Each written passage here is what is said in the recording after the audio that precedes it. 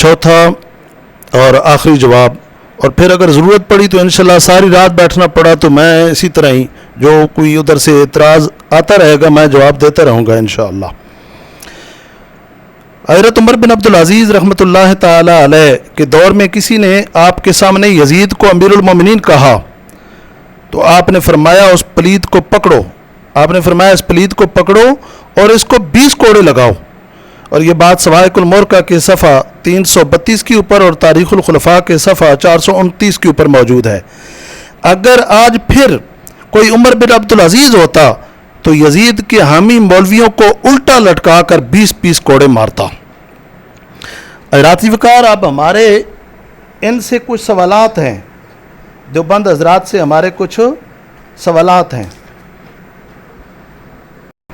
ہمارا پہلا سوال ان سے یہ ہے کہ یہ بتاؤ کہ میدان کربلا میں آل نبی پر کس کے حکم سے پانی بند ہوا؟ دوسرا یہ کہ کیا یزید نے عبید اللہ ابن زیاد کو کوفہ کا گورنر مقرر نہیں کیا تھا؟ تیسرا سوال یہ کہ کیا یزید نے عمر ابن سعد کو اپنی فوجوں کا سپہ سالار نہیں بنایا تھا؟ تم کیسے کہہ سکتے ہو کہ یزید قتل حسین کا ذمہ دار نہیں ہے؟ جب دمشق میں امام حسین کا سر مبارک یزید کے سامنے رکھا گیا تو اس بے ایمان نے امام حسین کے لبوں پر لوہے کی چھڑی ماری اور کہا کہ یہ منہ ہے جو میری بیعت سے انکار کرتا تھا۔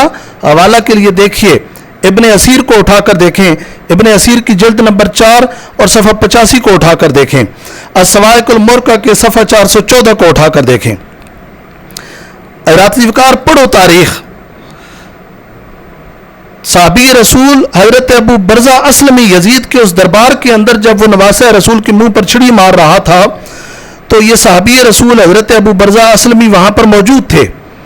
آپ کھڑے ہو گئے اور فرمایا یزید پلید یہ چھڑی ہٹا لے، قسم ہے رب ذوالجلال کی کہ میں نے ان لبوں پر تاجدار مدینہ کو بوسے دیتے ہوئے دیکھا ہے جن لبوں پر تو چھڑیاں مار رہا ہے۔ تو حضرات وقار، ہم پھر ان سے سوال کرتے ہیں، پوچھتے ہیں کہ یہ بتاؤ کہ اگر یزید امام حسین کے قتل پر راضی نہیں تھا تو اس نے عبید اللہ ابن زیاد کو سزا کیوں نہیں دی؟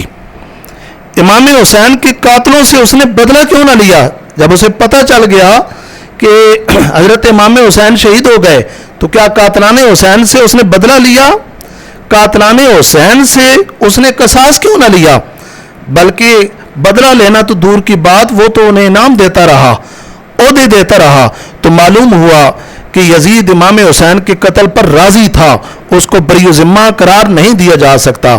امام حسین کا مرتبہ تو بہت بلند ہے، قرآن کہتا ہے من قتل مومنا متعمدا فجزاؤہ جہنم، جو کسی مومن کو جان بوجھ کر قتل کر دے وہ جہنمی ہے۔ تو تمہیں اتنا بھی پتہ نہیں ہے کہ حسین صرف مومن ہی نہیں ہے، حسین تو خود ایمان ہے۔ حسین کو قتل کرنے والے کو جنتی کہتے ہو، شرم تم کو نہیں آتی؟ تمہیں یزید کی غلامی مبارک ہو اور ہمیں امام حسین کی غلامی پہ ناز ہے۔ اور آخر میں آؤ ایک دعا کرتے ہیں، تم بھی دعا کرو ہم بھی دعا کرتے ہیں، تم بھی آمین کہو ہم بھی آمین کہتے ہیں کہ اللہ تعالیٰ جو مولوی یزید پلید کے حامی ہیں انہیں قیامت کے دن یزید کے ساتھ اٹھانا، اور جو نواسہ رسول امام حسین کے حامی ہیں انہیں قیامت کے دن امام حسین کے ساتھ اٹھانا۔ فیصلہ قیامت کے دن پر چھوڑتے ہیں، ٹھیک ہے؟ تو اللہ تبارک و تعالیٰ سے آخر میں پھر بھی دعا ہے کہ اللہ پاک جو ہے اس معاملے کو تمہیں سمجھنے کی توفیق عطا فرمائے۔ یزید کی حمایت نہیں کام آئے گی قبر اور حشر میں، نبی پاک صلی اللہ علیہ وسلم کی حمایت کام آئے گی۔ اللہ تبارک و تعالی ہم سب کو حق کو سمجھنے کی توفیق عطا فرمائے۔